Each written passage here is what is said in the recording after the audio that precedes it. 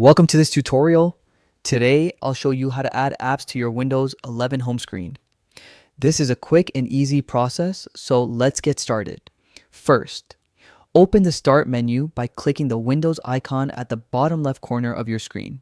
Next, find the app you want to add. You can scroll through the list or use the search bar at the top to locate it. Once you find the app, right-click on it. From the menu that appears, click Pin to start. This will add the app to your Start menu tiles. If you want the app directly on your desktop, right-click the app again and select More Greater than Open File Location.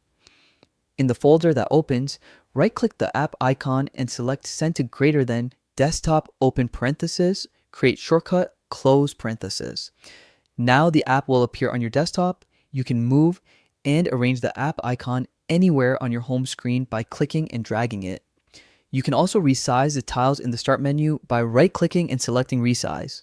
And that's it. You've successfully added apps to your Windows 11 home screen for easy access. If this video helped you, please like, comment, and subscribe for more helpful tutorials.